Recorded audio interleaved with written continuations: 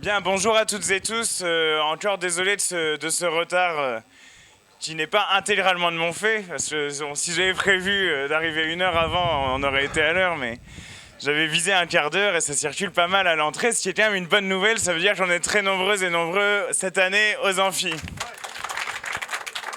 Alors, sans plus attendre, je vais introduire aujourd'hui nos conférenciers. Donc Laureline Fontaine, professeure en droit public, constitutionnaliste, qui, par les réflexions qu'elle a apportées, eh bien, d'une certaine façon, depuis plusieurs années, nourrit nos travaux, et notamment sur un élément, on va y revenir dans les échanges et dans la discussion, mais un élément qui me semble très important, celui de ne pas absolument fétichiser la Constitution, de placer le texte constitutionnel comme l'alpha et l'oméga de tout.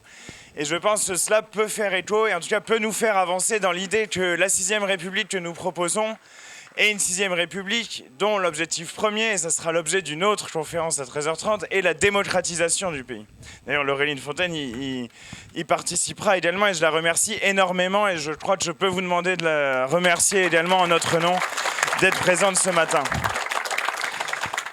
Et avec elle, Pierre Crétois, maître de conférence en philosophie, spécialiste de la question des communs, de la propriété, de ces enjeux qui sont très intrinsèquement liés en réalité à la construction de la souveraineté, de l'idée de la souveraineté, de l'idée de l'État et des États-nations tels qu'ils ont pris forme au fil des derniers siècles. Et cette réflexion permet là, et c'est un point essentiel, et je pense que c'est l'un des points qui va structurer notre réflexion ce matin, elle permet d'articuler la question démocratique, la question de la structuration de nos institutions, à la question si centrale de notre époque, qui est celle de la bifurcation écologique. Parce que nous ne pourrons pas faire l'économie d'une réflexion, non seulement une réflexion, et je remercie Pierre Crétois de la mener, sur la question de la propriété, mais également d'actions concrètes, de nouvelles politiques, si nous voulons réellement répondre aux problèmes écologiques. Donc là aussi, je remercie très chaleureusement Pierre Crétois d'être là. Je le dis aussi, et je vous demande de le faire également. On a dit hier à la formation en républicanisme, liberté comme non-domination. Donc, faut que tu vois, on doit être spontané. Mais alors, comment dire, je remercie d'autant plus Laureline et Pierre d'être là que le contexte général de l'espace public aujourd'hui est tout de même très violent à notre rencontre, très agressif. Et moi-même étant universitaire de métier, je sais qu'il n'est pas toujours évident de se rendre à tel ou tel endroit, que cela peut nous être éventuellement reproché ici ou là, mais qu'en même temps ils le font dans la perspective de nourrir le débat public et que ça pourrait aussi bien d'une certaine façon être ailleurs, mais en tout cas c'est ici et je les remercie beaucoup d'être parmi nous. Et je vais donc laisser la parole à Pierre pour introduire ce propos que donc, Laureline poursuivra. Je dirai quelques mots et nous aurons le temps d'un petit échange. Voilà. Merci à vous d'être là matinalement. Merci beaucoup Pierre-Yves, merci à toutes et à tous pour votre présence. Alors mon propos va être philosophique, un peu abstrait. Bon, c'est aussi une manière de construire un idéal parce que parfois, il est reproché à la gauche de manquer d'idées. Bon, il s'agit d'y contribuer, modestement évidemment. À travers cette idée, au fond, d'une république des biens communs, est-ce que ça pourrait vouloir dire et quel genre d'alternative cette idée pourrait permettre d'élaborer? Alors, l'idée de départ, c'est qu'au fond, notre ordre politique est fondé sur la propriété privée qui nous confère un droit de nous séparer par des clôtures du reste du monde matériel et social. On dit charbonnier et maître chez soi. L'ordre politique propriétaire envisage donc la coordination humaine sur le plan marchand de l'échange libre de propriété privée.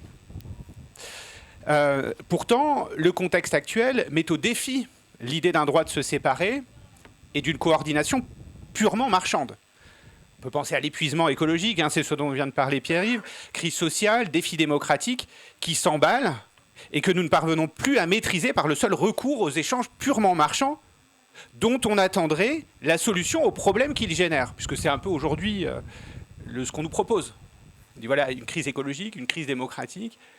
Bon, c'est par le développement du secteur marchand qu'on va trouver une solution aux problèmes précis qui résultent du développement du ou des secteurs marchands. Alors que la propriétarisation et l'ordre marchand ont été présentés comme des façons de gérer raisonnablement, durablement et au bénéfice de tous ce que nous avons en partage, nous savons aujourd'hui, c'est incontournable, que celui-ci épuise et détruit. Au-delà d'une critique nécessaire du capitalisme, il me semble donc décisif de critiquer un ordre social fondé sur les seuls biens privés et la coordination marchande au profit d'une coordination politique fondée sur les biens communs. Voilà en gros le projet. Au contraire, projet intellectuel, au contraire de ce que la modernité a véhiculé, il n'y a aucune propriété qui puisse être absolument privée, si on entend par là, qui puisse être séparée. Car tout ce qui est possédé individuellement s'inscrit toujours dans des écosystèmes naturels et humains et a un impact sur eux en participant à les façonner.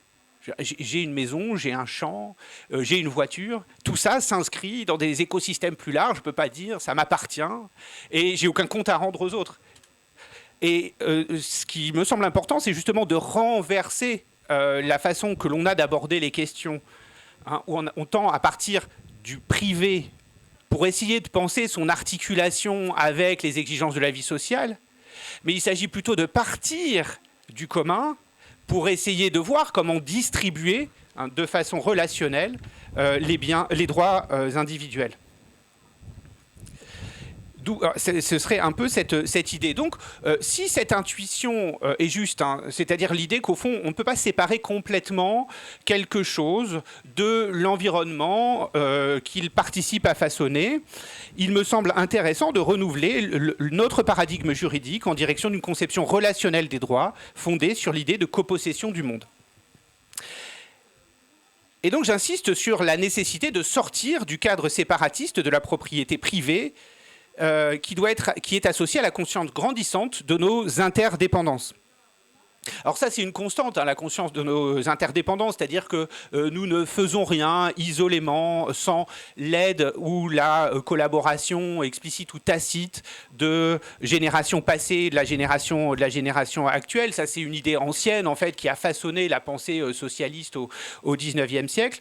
Et donc, au fond, que tout ce qui est produit, créé, est toujours un produit ou une création commune, qui doit donc être subordonné à la règle de l'égalité. Ça, c'est une idée ancienne, mais elle se renforce. Elle existait à travers la question sociale, mais elle se renforce à travers la question écologique, et surtout, en plus, elle se mondialise. Donc, si nous sommes interdépendants, c'est que nous sommes aussi vulnérables au choix arbitraire des autres, ce qui rend capital de penser nos liens, nos relations, avant de penser nos séparations et nos frontières. Cette intuition devrait façonner une valeur cruciale, devrait donner une valeur cruciale à la coordination politique de tous avec tous au sein d'une république des biens communs. Ainsi, elle invite à interroger les limites des modèles dominants. La propriété privée absolue d'un côté, impliquant d'attendre que le bien commun résulte des échanges libres de propriété privée sur le marché, ou aussi le modèle d'un État gestionnaire centralisé de l'autre, impliquant des logiques de délégation de la chose publique. Donc la question pourrait être de savoir comment réorganiser nos institutions pour prendre soin collectivement de ce que nous produisons en commun, encore une fois de façon explicite ou tacite, de façon manifeste ou latente, on pourrait dire, et de ce dont nous dépendons aussi. Alors d'abord, je vais revenir assez rapidement, je vais essayer d'adopter une progression qui me permettra d'envisager différents points qui se complètent. Une question définitionnelle. Qu'est-ce qu'on peut entendre par bien commun ?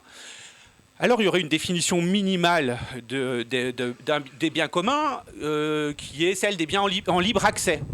Souvent, on peut parler de l'air, de l'eau, enfin, dans une certaine mesure, qui seraient des biens en libre accès, mais sauf que les biens, au sens où Garrett Hardin les avait définis, qui est un célèbre démographe, qui a publié un article important qui s'appelle « La tragédie des biens communs » en 1968, paru dans la revue Science. Mais sauf que les biens en libre accès, ce sont des biens qui sont qui ne sont pas encore appropriés et donc exposés à l'accaparement privatif, voire à la prédation.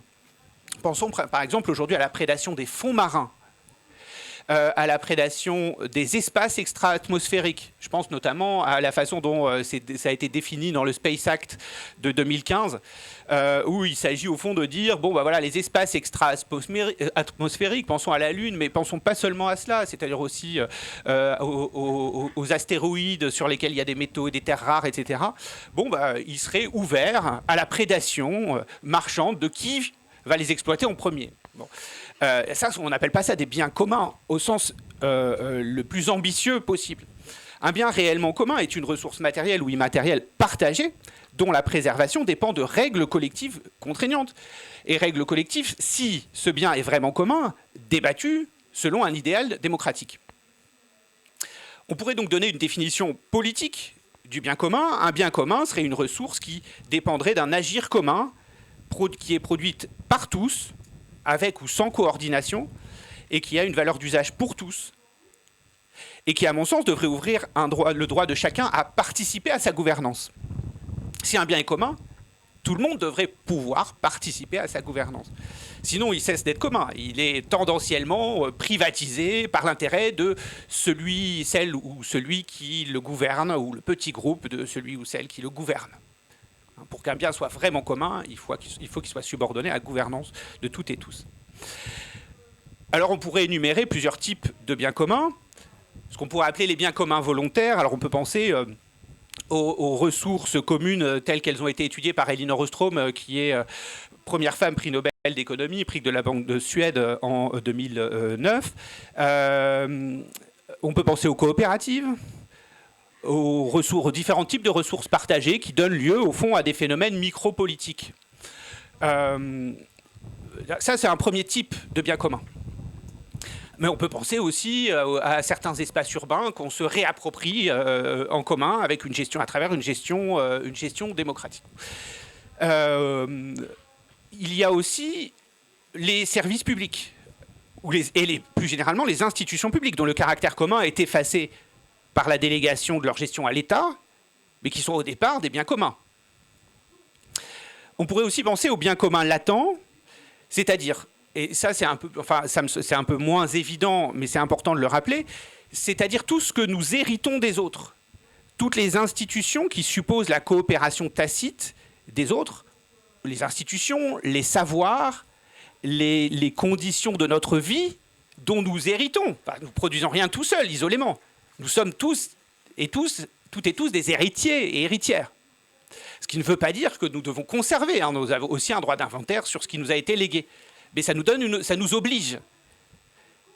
Et donc, c'est bien commun qu'on pourrait dire latent, parce qu'en fait, on en dépend en permanence. On dépend en permanence de la coopération tacite des autres, sans nous en rendre véritablement compte. Pour avoir une circulation sûre sur la route, et se dire, je vais prendre ma voiture, on en parlait tout à l'heure, sans risquer un accident, c'est que je fais confiance aux autres pour travailler avec moi au respect des règles qui permettent qu'on ne se mette pas mutuellement en danger. Donc on est en permanence en train de dépendre de biens communs. Et puis, qui donc suppose la coopération de tous, ou la contribution au moins de tous. Et puis, il y a enfin les biens communs naturels, dont on parlait tout à l'heure, qui dépendent aussi des choix et des activités des autres et qui nous rendent dépendants d'eux. Parce que, à mon sens, une erreur serait de croire que ces biens communs naturels existent, sont des ressources séparées. Mais en fait, ils deviennent des biens communs à partir du moment où, précisément, l'agir humain les menace. Et il devient urgent de les gérer en commun. Parce que, tant que la terre, tant que l'air, tant que l'eau étaient en abondance, non pollués par l'activité humaine, leur caractère de bien commun n'était pas conscientisé, n'arrivait pas à la conscience. Il arrive à la conscience de l'humanité à partir du moment où l'activité humaine les met en péril et rend nécessaire leur gouvernance commune. Alors encore une fois, soit on continue selon une logique marchande en laissant les intérêts privés et en espérant que les intérêts privés parviendront à trouver des solutions aux dégâts dont ils sont l'origine, soit on gouverne en commun. Et donc cette approche par les biens communs permet d'opérer une distinction entre la logique des biens publics, gérés par l'État, accessibles à tous, même si les biens publics peuvent être considérés comme des biens communs, ou la logique de la propriété privée et de l'appropriation exclusive. On peut penser à une multiplicité d'exemples concrets, l'eau, le climat, la biodiversité, mais aussi les infrastructures numériques, qui soit sont accaparés privativement selon une logique marchande, soit sont gérés comme des espaces communs, et donc comment travailler à la neutralité des espaces numériques et à leur réappropriation démocratique. La santé, les institutions et les services publics. Mais les biens communs ne sont pas seulement ceux qui ont une valeur d'usage positive, parce que souvent quand on pense aux biens communs, on se limite aux biens qui ont une valeur d'usage positive. C'est-à-dire on pense à l'air, on pense à l'eau, on pense justement au web, on pense aux services publics, mais on pense assez peu aux biens communs qui ont une valeur d'usage négative et qui peuvent être nuisibles ou ambivalents. Les marchés, les inégalités sociales, les injustices systémiques. Vous allez me dire, qu'est-ce que c'est, en quoi ce sont des biens communs? Mais précisément parce que ce sont des réalités sociales ou des structures que nous collaborons à des degrés différents de responsabilité, attention, mais que nous collaborons tous à produire et à reproduire. Et en ce sens, ce sont des choses qui sont produites en commun, même si elles ont une valeur d'usage négative. Et donc, si elles sont produites en commun, ces structures, inégalités, marchés, etc., et qu'elles ont une valeur d'usage pour toutes et tous, mais ne devraient-elles pas être gouvernées démocratiquement, plutôt que selon la logique des intérêts privés? Il s'agit là de réalités, encore une fois, qui n'existent que par notre activité collective et qui ont une valeur d'usage pour tous et qui engagent donc notre responsabilité politique et nous invitent à en décider de façon, non pas par les marchés, la coordination individuelle, marchande, mais par la démocratie, c'est-à-dire de façon politique. Pourquoi parler de république des biens communs? Le sens du terme république, on en parlait hier dans la formation sur république et républicanisme avec Pierre-Yves. La république, vous le savez, c'est res publica, ce qui est commun, ce qui n'appartient à personne, mais engage tout le monde, et dont on voit qu'il recoupe très largement notre conception des biens communs. Nous vivons dans une république des biens privés, au sein de laquelle on estime que le bien commun devrait résulter tendanciellement des échanges marchands qui, comme la main invisible le prédit, devraient permettre de faire surgir spontanément le bien commun de la seule logique des intérêts privés.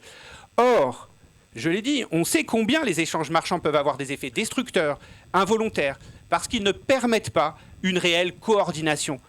A l'inverse, l'idée d'une république des biens communs se présente comme un cadre institutionnel où les citoyens devraient pouvoir participer à la gouvernance de leurs ressources vitales, de leurs structures collectives, c'est-à-dire se coordonner au niveau politique pour contrôler ce qu'ils font en commun et ce qui les relie les uns aux autres dans l'action politique.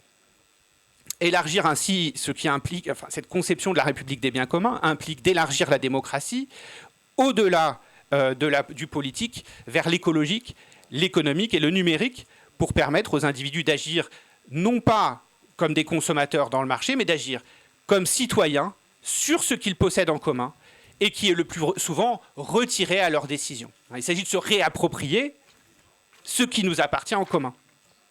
Alors, je terminerai là-dessus parce que je ne veux pas trop m'étendre. Enfin, je ne sais pas combien de temps il me reste, mais je ne veux pas abuser. Alors, comment penser cela? 5 minutes. Tout d'abord, il s'agit d'organiser la reconnaissance des biens communs. C'est-à-dire penser comment admettre juridiquement et politiquement l'existence de biens communs. Ces biens communs, s'ils sont communs, doivent mettre la logique de l'exclusivité propriétaire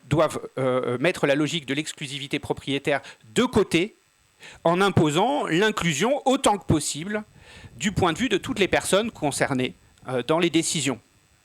Donc la logique des biens communs implique leur reconnaissance et cette reconnaissance implique de rompre avec la logique exclusiviste qui est la logique propriétaire pour penser l'inclusion de toutes les parties prenantes. Alors ça peut avoir des champs d'application divers. On peut penser au travail, c'est-à-dire au nom de quoi les seuls propriétaires des entreprises auraient voix à la décision qui concerne cette entreprise. Il faudrait en réalité inclure dans la décision qui porte sur la gestion et la gouvernance des entreprises les salariés, éventuellement les consommateurs, les riverains, enfin toutes les parties prenantes. L'idéal serait celui-ci. Je ne dis pas que c'est facile à réaliser, mais je dis que c'est une manière de se réapproprier politiquement des choses qui, du fait de la propriété privée, ont été soustraits à notre vie politique, ont été considérés comme ne faisant pas partie des questions politiques. Et alors cette question de la reconnaissance des biens communs, justement, elle a été soulevée en 2021. Justement, je le dis rapidement parce que il y a eu une proposition de loi qui a été discutée en commission, proposée par le député Pierre Dharréville, sur un statut des biens communs à travers deux lois. Une loi qui visait à amender l'article qui portait sur le domaine public pour donner un statut positif aux biens communs. Et puis une loi organique qui portait sur la redéfinition des attributions du CESE, du Conseil économique, social et environnemental, dans la gouvernance, d'abord la définition et la gouvernance des biens communs. Alors ça, c'était intéressant. Vous savez ce qui s'est passé ? Pour vous montrer à quel point, justement, il y a une tension entre la logique des biens communs et la logique de la propriété privée. Cette proposition de loi a été retoquée en commission au nom du droit de propriété et de la liberté d'entreprendre. Donc ça n'a jamais été discuté. Enfin, c'était vraiment pas une proposition de loi révolutionnaire. Voilà. Donc c'était un premier pas intéressant. Bon. Ce premier pas intéressant, il n'a même pas pu être fait. Et on pourrait aller voir les discussions en commission et vous verrez qui sont les partis qui ont argué de la propriété et de la liberté d'entreprendre pour empêcher que cette loi puisse être discutée à l'Assemblée.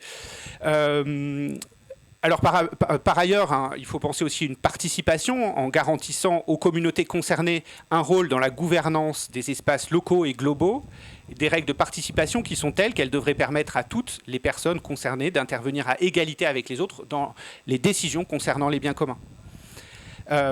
Cette question des biens communs permet aussi de penser et nous invite à penser une responsabilité écologique et intergénérationnelle pour préserver les biens communs pour les générations actuelles et à venir, éviter les injustices sur le plan des sociétés, on pourrait dire des États-nations si l'on veut, mais aussi l'injustice globale, nord-sud, dans la distribution, notamment des biens communs négatifs. Vous savez aujourd'hui que nous pouvons profiter de la société marchande et des biens de consommation qu'elle nous rend disponibles, précisément sans en subir trop les défauts ou les destructions, précisément parce que les destructions de ces sociétés marchandes sont hyper inégalement réparties sur le plan mondial. Tous nos déchets vont dans le sud ou dans les régions pauvres. Voilà. Mais même c'est vrai aussi en France, on en parlait, il en était question hier. Donc comment éviter ça ? Selon une logique des biens communs, qui prennent en compte à égalité de dignité toutes les personnes concernées. Est-ce qu'on a demandé, avant d'envoyer dans certains pays d'Afrique nos vêtements usagés, est-ce qu'on a demandé aux populations concernées ? Je ne crois pas. On y a trouvé un bénéfice marchand. Ça coûtait beaucoup moins cher que de retraiter ces produits de la fast fashion. Il faut aussi penser une pluralité institutionnelle, c'est-à-dire ne pas se limiter à l'État, parce que souvent on se limite à l'État-nation, et je pense que le défi d'une république des biens communs doit dépasser ce cadre, à mon sens, rigide de l'État-nation, mais penser une articulation qu'on pourrait dire multiniveau entre les collectivités locales, les acteurs associatifs et citoyens locaux, mais aussi le plan global, pour penser une articulation des biens communs locaux avec leur inscription dans des biens communs plus globaux. Parce que, je veux dire, même si on a une coopérative, la coopérative, elle peut fonctionner comme un agent économique absolument prédateur vis-à-vis de l'environnement économique dans lequel elle s'insère. ceux qui travaillent dans une coopérative, ils ont envie d'être les premiers sur le marché, sur leur segment. Et donc, ils peuvent se conduire exactement comme n'importe quel autre agent économique. Donc, il faut aussi repenser l'insertion des communs dans des communs plus vastes dans lesquels ils s'insèrent. Donc, ça implique l'articulation fine entre les différents plans d'articulation des communautés qui se structurent autour des biens communs. Et ça implique aussi, évidemment, de penser, et je terminerai là-dessus, des limites à la marchandisation, et notamment rouvrir le dossier de la démarchandisation. Qu'est-ce qui est hors marché? Soit parce que ça ne peut pas être échangé, pour des raisons diverses, pensons aux organes par exemple, soit parce que ça doit être financé en commun. Et ça, c'est une question qui doit être ouverte, parce qu'effectivement, quand on parle des services publics, on ne parle pas du principe de la démarchandisation, de ce que produit de délétère la logique marchande, et de ce qu'au contraire fonde de solidarité la démarchandisation, avec ce qu'elle implique de contribution collective à des biens communs qui sont la base de l'émancipation humaine. Il faut rouvrir ce dossier pour ne pas penser seulement les services publics sur le plan de la dépense. Et admettre aussi que la coordination marchande rencontre aujourd'hui ses limites, que l'échange intéressé entre les personnes, ne découle pas nécessairement et mécaniquement le bien commun. Et donc, rompre avec une république des biens privés, pour penser une république des biens communs, conduit aussi, finalement, à penser ce qui ne peut pas être transformé en marchandise. Je vous remercie de votre attention.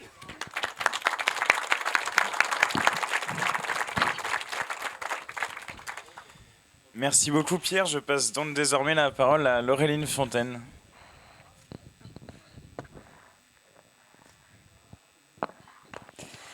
Eh bien, merci beaucoup. Alors, Pierre Crétoy a commencé en disant que notre ordre politique était fondé sur la propriété. Et je vais commencer à mon tour en disant que tout le droit a un rapport avec la propriété. Donc, notre système juridique également est complètement organisé autour de la propriété. Et je commence par préciser que la propriété, ça n'est pas, contrairement souvent à ce qu'on dit au départ dans les premières années des études de droit, ça n'est pas le rapport d'une personne à une chose. La propriété, c'est une relation entre les personnes, puisque la propriété a seulement pour fonction d'exclure les personnes de la jouissance des choses. Donc, ça n'existe pas, la relation d'une personne à une chose. Il n'y a pas de possibilité d'une relation d'une personne à une chose. Ça n'existe que s'il y a d'autres personnes pour fixer justement qui a le droit de faire quoi. Donc, la propriété, c'est une exclusion de l'autre. C'est bien ça, et c'est organisé à grande échelle par le système juridique. Au moins par le système juridique tel qu'hérité de notre tradition occidentale. Et c'est important parce que ce droit occidental, il s'est diffusé dans le monde entier.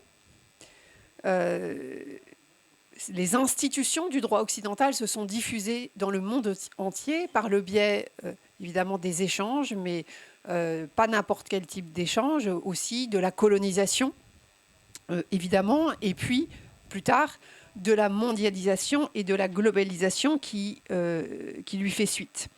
Et donc, les institutions occidentales ont été adoptées partout dans le monde aujourd'hui.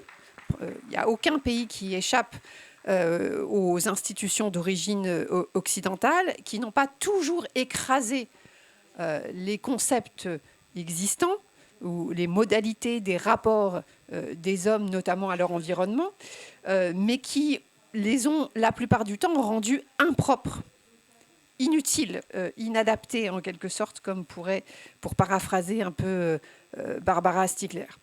Alors, ce phénomène est important puisque ces institutions-là, qui ont été diffusées partout, donc, sont favorables à la propriété, à l'appropriation particulière, privée, individuelle, des espaces terrestres, souterrains, maritimes, aériens, spatiaux, et à l'appropriation de toutes choses, voire des individus eux-mêmes qui peuvent être considérés, ou certains aspects de ces individus, comme des choses. Évidemment, on pense à l'esclavage ou à des formes plus modernes aussi d'esclavage, et l'appropriation, ce qu'on appelle du travail aussi, l'appropriation par les entreprises, qui sont un concept un peu abstrait, mais derrière quand même lesquels il y a des hommes, correspond aussi à cette forme-là. Alors, il s'ensuit que les mécanismes de garantie du droit, les mécanismes d'application du droit, favorisent toujours le maintien de la propriété et les concepts qui sont connexes. On parle évidemment notamment de la liberté d'entreprendre, du pouvoir de direction de l'employeur, de la protection du domicile ou du secret des affaires qui sont liés à la propriété. Parmi ces mécanismes donc de garantie du droit, il existe la fameuse garantie juridictionnelle. C'est le fait pour un juge de pouvoir décider de qui a raison ou qui a tort en vertu du droit lorsqu'il existe un conflit, un litige. Le rôle du juge, c'est d'appliquer le droit tel qu'il est, au moins tel qu'il l'interprète. Et ce dernier point est important, parce que le droit tel qu'il est, donc, c'est un droit qui favorise et renforce les relations propriétaires. Mais le droit tel qu'il est interprété, notamment par les juges, pourrait éventuellement apporter quelques nuances à cet état de fait. Mais la problématique, c'est que il existe ou en tout cas c'est que la sociologie des juges ne permet que rarissimement ce type de nuances. Il y a ce que le juge fait, ce qu'il peut faire, appliquer le droit tel qu'il est. Il ne peut pas l'inventer normalement, il ne peut pas inventer d'autres types de relations. Mais il y a aussi la question de savoir qui est le juge. Qui est le juge ? Comment est-ce qu'il doit juger? Quels sont les risques qu'il prend en jugeant de telle ou telle manière?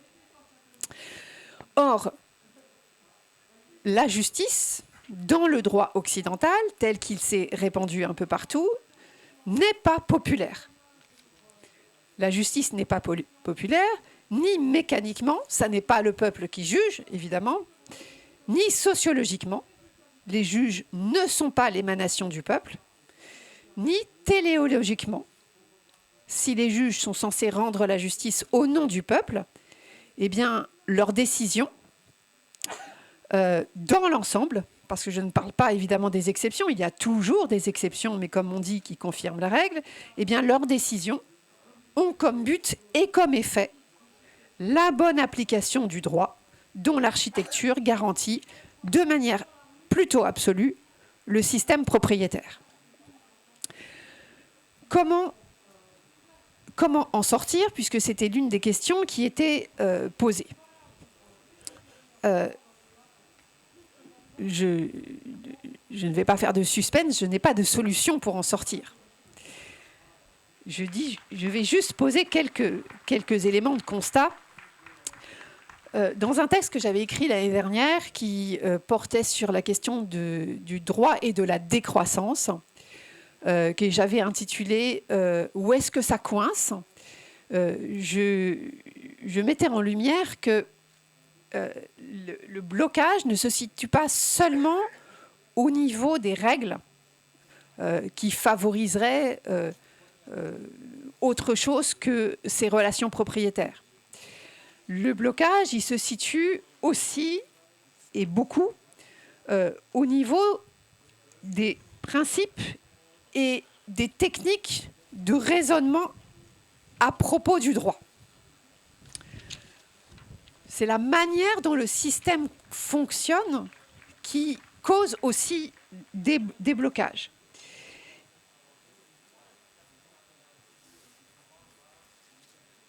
Tous les raisonnements et les techniques que les juristes mettent en œuvre, eh bien, sont globalement favorables toujours à cette question des relations propriétaires. Je vais donner un exemple, évidemment, à partir de la question du juge, et pas de n'importe quel juge, du juge constitutionnel. C'est important. Je pense que c'est beaucoup plus important qu'on ne le croit. Récemment, s'agissant du cas français, le Conseil constitutionnel a essayé de redorer un peu son blason en censurant l'un des aspects de la loi Duplon. Sur le principe, on peut s'en réjouir, évidemment. Moi, ce qui ne me réjouit pas, c'est que le Conseil a remis une pièce dans la machine pour qu'on ne le conteste pas pour une dizaine d'années. Et ça m'ennuie beaucoup. Pourquoi ? Parce qu'en fait, c'est qu'il a toujours fait comme ça depuis 50, 60 ans. De temps en temps, il rend une décision et on se dit « Ah, mais super ! Le Conseil constitutionnel est le garant de nos droits et libertés, c'est formidable. » Mais c'est vraiment de temps en temps, et c'est un petit bout.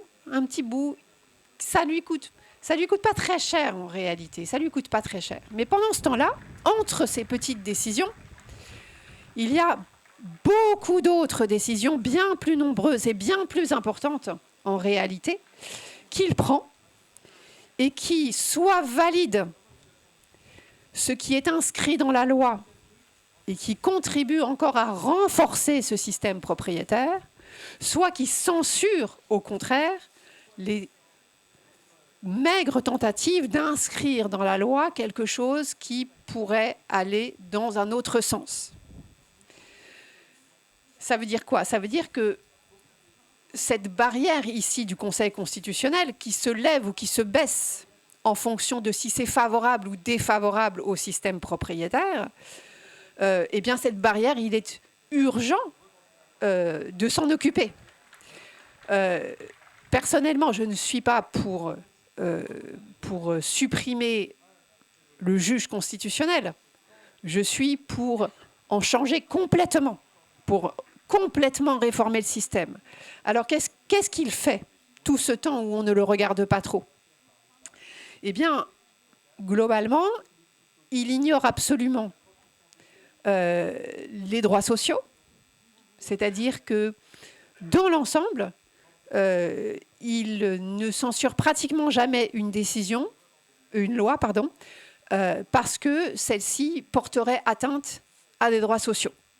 Et d'ailleurs, il ignore le concept même de république sociale qui se trouve inscrit dans la Constitution, tout au début de la Constitution.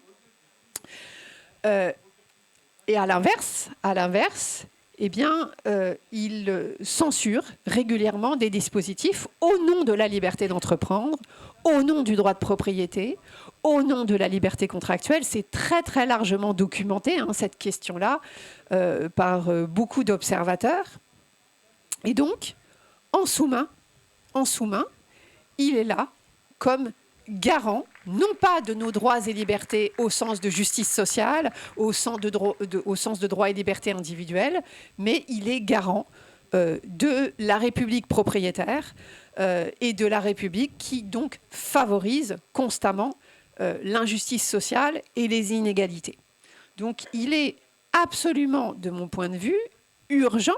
Donc le Conseil constitutionnel en tant que tel, c'est pas une règle, c'est pas un principe qui est relatif à la propriété, qui est relatif à la justice sociale, pas du tout. C'est un mécanisme de garantie qui a l'air inodore, qui a l'air neutre, et qui en réalité est tout sauf neutre. De toute façon, il n'existe aucun mécanisme de garantie ou autre qui serait neutre, ça n'existe pas. Non, au contraire, c'est un mécanisme qui est extrêmement solide, parce que justement, on en discute peu. Et souvent, j'ai eu affaire, je me souviens, c'était il y a 1 an et demi, quelque chose comme ça, quand j'avais été en commission des lois sur une proposition communiste d'inscrire la question de la sécurité sociale dans la Constitution. Et je ne m'étais pas fait très bien voir, comme d'habitude, de toute façon, parce que je disais, bon, super. Mais en fait, vous passez aussi à côté d'une question très importante, qui est celle de la justice constitutionnelle, parce qu'aujourd'hui, et je reprenais l'exemple que je prenais tout à l'heure, la République sociale est dans la Constitution, et pourtant, elle ne sert à rien. Elle ne sert à rien parce que le Conseil constitutionnel ne s'en sert pas. Donc vous pouvez inscrire votre principe de sécurité sociale dans la Constitution, il y est déjà, mais d'une autre manière, le renforcer. Si le Conseil décide que ça ne sert à rien, ça ne servira à rien. Donc c'est vers lui qu'il faut aller d'abord. C'est urgent, c'est pas après, c'est d'abord en réalité. Donc j'ai un élu à côté de moi, donc j'essaie de refaire passer le message, mais je sais que c'est pas tellement audible. On considère toujours que voilà, comme c'est pas du contenu, c'est pas un principe, c'est pas un grand principe, c'est pas une grande liberté qu'on va reconnaître. Non, c'est de la petite cuisine, le Conseil constitutionnel, de façon qui est à l'intérieur, on sait, c'est tous des copains du pouvoir, etc. C'est pas intéressant, mais au contraire, c'est extrêmement intéressant. C'est fondamental parce que vous pouvez décider ce que vous voulez.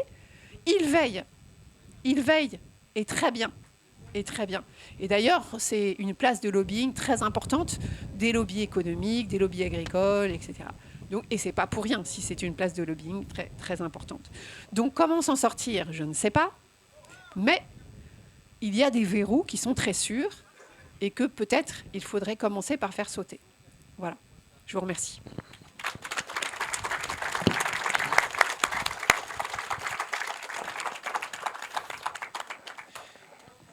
Merci beaucoup, merci Pierre et Laureline. Alors, d'une certaine façon, je vais tenter d'articuler... Vous avez froid ? Quelqu'un aurait peut-être un petit pull ou bah si, on sait jamais, hein, s'il y a quelqu'un qui a quelque chose en rab. Voilà, je lance en tout cas un mot, parce qu'on sait jamais, moi-même j'avais vraiment froid. J'ai sorti la veste alors qu'elle va pas très bien de mon pantalon. Mais bon, voilà, l'important c'est de pas tomber malade. C'est le mandat que vous m'avez confié après tout. Alors, donc, ça c'est quelque chose d'incroyable. Je le dis juste par parenthèse parce que ça m'y fait penser. Mais vous imaginez que nous, on peut être malade, c'est bien normal. Et puis en tant que parlementaire, on peut être en arrêt. Et on n'a pas de jour de carence. Hein. Je le dis en passant comme ça. Parce qu'on a tout un certain nombre de députés de droite ou macronistes qui passent leur temps à s'amuser à dire que ça va être 3, ça va être bientôt 4, 5, 7 jours de carence. Enfin, j'exagère, mais en fait, à ce moment-là, ce qui se passe, c'est que les gens, une fois qu'ils tombent malades, ils vont quand même au boulot et ils contaminent d'autres gens. Donc et ces grands génies, évidemment, eux, n'ont pas à souffrir des dispositifs qu'ils souhaitent mettre en place. Bon... Ça n'a pas un lien absolument direct avec ce qui vient d'être dit, quoique. Pourquoi ? Je pense dans un premier temps, j'ai envie de réagir sur cette dimension finalement de lutte des classes qui traverse nos institutions. Parce que si le Conseil constitutionnel, à de nombreuses reprises, agit comme le défenseur de l'ordre propriétaire, le défenseur, y compris de la classe bourgeoise qui reproduit l'ordre propriétaire, bon, c'est bien parce que les institutions ont été effectivement pensées comme telles et qu'on a un vrai défi parce que non seulement ce sont les institutions qui sont celles de la Ve République, mais là je partage aussi pleinement le sens que je vois dans le propos de Laureline Fontaine, c'est également le sens sans doute du droit lui-même tel qu'il a été codé dans la forme qu'a prise la démocratie représentative contemporaine. Donc le défi n'est pas mineur.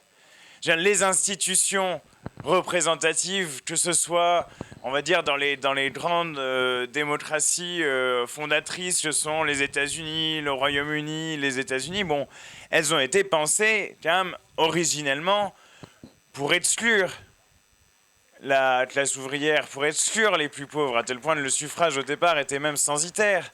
Il fallait être propriétaire pour pouvoir voter. Et ça n'a été en fait que le produit Ça, je le dis, c'est important. C'est à la fois le produit des luttes sociales, l'extension du suffrage universel, mais c'est également une technique, quelque part, de reproduction de la domination.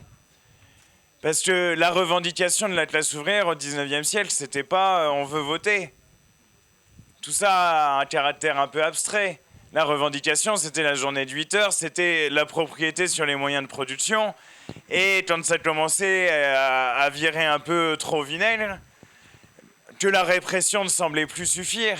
Parce qu'il faut quand même se rappeler ça, et je le dis, il y a encore des gens comme le général Bugeaud qui s'est d'abord fait la main sur des milliers d'ouvriers en les tuant dans les rues de Paris en 1848, qui ensuite a continué en Algérie, en enfumant des Algériens dans des grottes. Je veux dire, des gens comme ça ont encore des rues.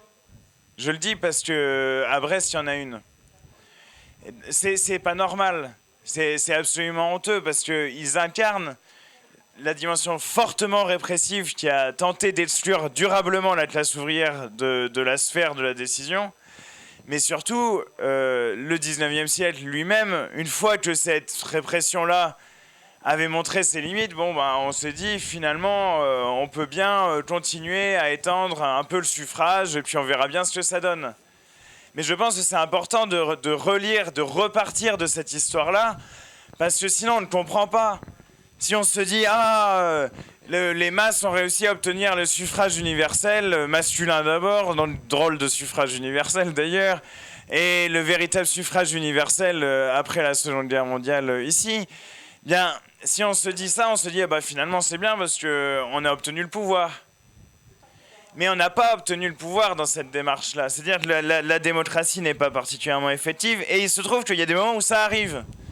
Et ça, je vous recommande ce petit livre de Nikos Poulantzas, qui est un philosophe grec, qui s'appelle État, pouvoir, socialisme.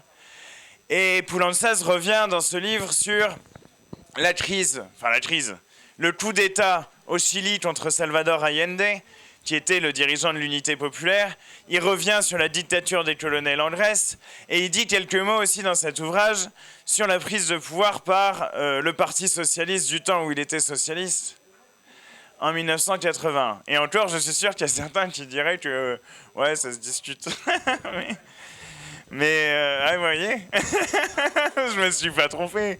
Mais alors, il revient sur ces expériences-là, et ce qui est le trait commun pour lui à ces trois expériences, c'est que, de fait, le peuple, les classes populaires, étaient intervenus de telle sorte à gagner l'élection à chaque fois. Enfin, dans le cas chilien et dans le cas français. Et il dit, à chacun de ces moments-là, il y a eu repli.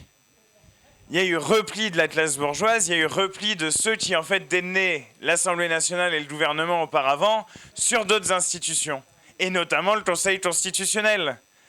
C'est-à-dire que le Conseil constitutionnel a censuré une bonne partie des nationalisations prévues par François Mitterrand en 1980. Enfin, il y en a eu beaucoup, mais il y en a eu plein également de censurés à ce moment-là. Et que sa jurisprudence est d'ailleurs de façon constante, en fait, en faveur, comme disait Pierre, de la liberté d'entreprendre, de la libre propriété, etc. Et jamais en essayant de dire qu'il y a peut-être une contradiction entre cette liberté et la République sociale. Parce que c'est vrai qu'y compris dans le bloc de constitutionnalité, cette tension-là, elle existe aujourd'hui. Mais le Conseil constitutionnel, et je partage pleinement l'avis qui a été formulé par Laureline Fontaine, je le dis parce que tu m'as interpellé directement aussi comme représentant parlementaire. Et je partage cet avis-là. Moi, je suis d'avis qu'il faut mener un grand chantier de réflexion sur quelle devrait être la forme du contrôle constitutionnel dans la 6e République. Je ne pense pas qu'on puisse se contenter, parce qu'il y aurait une hypothèse à se dire on peut revenir à la forme 4e République. C'était quoi la 4e République? Alors là, j'ai un peu l'impression, parce que je parle sous un contrôle. Mais il me semble que c'était ça. C'est si l'Assemblée nationale votait un texte qui était contraire à la Constitution, alors le Conseil constitutionnel le signalait, mais il s'agissait dès lors de modifier la Constitution, parce que la volonté souveraine du peuple était considérée supérieure à la Constitution. C'est à peu près ça? À peu près, je te laisserai préciser. C'est pas non plus trop n'importe quoi. Ça va. Je suis rassuré. Mais ce que je veux dire, c'est qu'on pourrait se dire on va revenir à des versions 4ème République, etc. Mais ça ne me semble pas particulièrement idéal parce qu'il n'y a pas de raison de penser dans la 6ème République que nous souhaitons à la fois de respect du pouvoir parlementaire davantage, ça sans aucun doute. Je veux dire, aujourd'hui, nous n'avons aucunement la maîtrise de l'ordre du jour. Aucunement, très à la marge. Il faut des textes transpartisans. Donc imaginez, c'est toujours le plus petit dénominateur commun qui fait que des textes sont votés à l'initiative des parlementaires, etc. Mais sinon, et je vous le dis aussi parce que parfois il y a des parlementaires qui disent aux gens comme ça qui viennent les voir sur des problèmes, t'inquiète, on dépose une proposition de loi. Ah ben on peut, hein. On peut en faire 4500 des propositions de loi. On peut en faire à l'infini en réalité. Mais ce qui compte, c'est qu'il y en ait au moins une ou deux qui soient examinées en séance. Et aujourd'hui, on est dans une république où un parlementaire lui-même, seul ou une parlementaire, ne peuvent être à l'initiative au sens où ils pourraient eux-mêmes soumettre un texte à leurs collègues. Bon, c'est quand même un énorme problème sur le plan démocratique. Parce qu'à la fin, on a l'impression d'être des figurines, quoi. Et la 5ème République, elle institue vraiment cet aspect du député notable. Et c'est vraiment le notable, quoi. Alors, les gens ont des problèmes dans sa circonscription, je mets des guillemets, parce que moi, j'ai pas l'impression d'avoir un territoire. Non, je suis élu par des concitoyens, dans un endroit donné, mais j'ai pas de rapport de propriété, justement, avec l'endroit où je suis élu.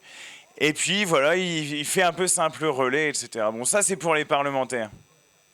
Donc, on veut davantage de pouvoir aux parlementaires. On veut davantage de pouvoir aux citoyens également. Mais ça n'empêche qu'on ne peut pas considérer que l'instance de contrôle, le contrôle, en fait, de la production de la loi, etc., soit quelque chose de complètement annexe. En revanche, il y a un énorme chantier, et je le dis aussi très honnêtement, à ce stade, on n'a pas absolument trouvé la clé, la réponse de comment on pourrait le faire. Mais je vous le partage là, parce qu'on a aussi un groupe thématique sur la 6ème République, on réfléchit. Et il faut réfléchir à la forme que va prendre le contrôle constitutionnel en 6ème République. Quelle composition? Est-ce que les juges seraient élus? Est-ce qu'on exigerait d'eux des diplômes, par exemple? Est-ce que, parce que pour le coup, je suis d'accord avec le constat que le Conseil constitutionnel n'est pas forcément le premier sujet d'intérêt public pour les citoyens, mais la nomination de Richard Ferrand à sa tête est tout de même une opportunité. Parce que ça renvoie à ce fonctionnement permanent de la 5ème République comme un régime de cliques, de petits groupes autour du président de la République, qui sont d'une certaine façon un peu chamanisés. Si on veut reprendre des expressions qu'on nous adresse à de nombreuses reprises. Enfin, je sais pas chamaniser si on nous l'a fait. Il faudrait que je demande à Jean-Luc Mélenchon comment il se verrait en chaman. Mais donc, question absolument essentielle, parce qu'effectivement, elle renvoie à une question de lutte des classes. Ça renvoie à une question de lutte des classes, d'autant plus dans le contexte qui a été présenté par Pierre, qui est celui de la bifurcation, quelque part, de l'enjeu en tout cas de la bifurcation au moment où la question écologique se pose. Mais là encore, c'est pas simple. Parce qu'il y a quelque chose de consubstantiel entre la construction de la souveraineté de l'État et la construction de la propriété des individus. Ça vient d'une certaine manière d'un même mouvement historique. C'est-à-dire la souveraineté comme concept s'est pensé au même moment quasiment que la propriété. Et si on veut faire ça à gros traits, ça a les siècles que le capitalisme a. Et donc l'enjeu n'est pas mince aujourd'hui. Parce que personne de sérieux ne peut affirmer que le capitalisme est un système compatible avec la reproduction de la vie humaine sur Terre. Personne de sérieux. Donc ça devrait être le point de départ général duquel nous devrions partir, considérer que le problème est complexe, personne ne dit que c'est simple, puisqu'il s'agit de dépasser un système économique qui structure l'Europe depuis, on va dire, le XVIe siècle, et qui s'est universalisé progressivement et désormais couvre l'ensemble de la planète depuis le XXe siècle. Ce qui ne simplifie absolument pas le problème, bien entendu. Donc le problème est complexe, sans aucun doute, Mais il faut absolument le poser. Enfin, il y a la nécessité de le poser. Moi, je suis dépité. Enfin, j'ai déjà député, quelqu'un dit. Ah ben voilà, on a compris, je faisais de l'humour, moi. Alors, ben oui, c'est bien, bravo. Je salue la blague. Mais d'ailleurs, j'allais parler d'une autre experte en blague, Marine Tondelier. Alors, c'est pour ça que j'étais dépité, parce que, je veux dire, la question, c'est un débat sérieux de savoir si on peut penser une écologie qui ne soit pas anticapitaliste, si on peut penser l'écologie autrement. Et en faisant effectivement, une petite boutade avant-hier aux Amphijeunes, j'ai tenté de lancer ce débat puisque l'Université d'Europe Écologie Les Verts a lieu au même moment. Donc on peut discuter de lieu en lieu. Ah, et là, tout de suite, dans le Finistère, en tout cas, les camarades d'Europe Écologie Les Verts, je sais pas s'ils accepteraient d'être appelés comme ça, mais les camarades d'Europe Écologie Les Verts me disent ah, mais quelle honte, soutien Marine Tondelier et tout, c'est horrible. Mais alors que juste, ce que je tentais de faire, c'est de poser ce débat-là. Et le débat, il est incontournable. Et à vrai dire, au point où on en est, entre ce qui a été produit en sciences sociales et ce qui a été produit dans les sciences physiques, je veux dire, il ne devrait même pas y avoir de débat sur cette question. Par contre, effectivement, il y a un débat sur les formes que doit prendre l'économie, que doivent prendre les conditions de la production à la suite de tout ça. Et au fond, ça renvoie effectivement au débat sur les communs. Pierre, il a parlé de Garrett Hardin. Garrett Hardin, donc c'est un biologiste des États-Unis qui a produit ce célèbre article sur la tragédie des communs. Et dans cet article-là, il dit, ben voilà, on laisse les pâturages, donc il y a plusieurs personnes qui pâturent avec le bétail, bien entendu. Donc, et donc ils pâturent, et puis donc à chaque fois, ils augmentent un peu d'une unité ou de 2 unités leur troupeau. Puis au bout d'un moment, ils se disent, ben en fait, on peut y aller à l'infini. Et donc, d'un coup, effet de rupture, effet de basculement, la terre est appauvrie. La terre ne produit plus. Et donc, c'est ce qu'il appelle la tragédie des communs. Alors, c'est ce qui a lancé tout le débat universitaire sur le champ des biens communs, du rapport entre communs et écologie, etc. Mais qui est ce bonhomme, Garrett Hardin? C'est intéressant de le voir. C'est un conservateur, d'une certaine façon, d'une espèce bien particulière aux États-Unis d'Amérique, imprégné de ce qui a été la mode quand même du début du XXe siècle jusqu'à bien tardivement dans le XXe siècle, imprégné d'eugénisme. Et si pour lui il y a tragédie des communs au niveau international, bah c'est peut-être que certains font trop d'enfants. Et lui-même en a eu 5 ou 6. Et il a été interrogé à ce propos. Et il dit, ah oui, mais moi j'ai des diplômes et j'ai de l'argent. Donc ça vous situe le bonhomme. Et à la fin, en fait, beaucoup à sa suite, dans le champ universitaire aux États-Unis d'Amérique, ont défendu la propriété privée comme meilleur moyen de protéger les biens. Mais je veux dire, si c'était le cas, parce qu'on peut admettre de discuter toutes les thèses qui sont présentes dans le débat public, mais si la propriété privée était le meilleur moyen de protéger les milieux de vie, pourquoi nous trouvons-nous dans cette situation? Enfin, ma phrase n'est pas correcte.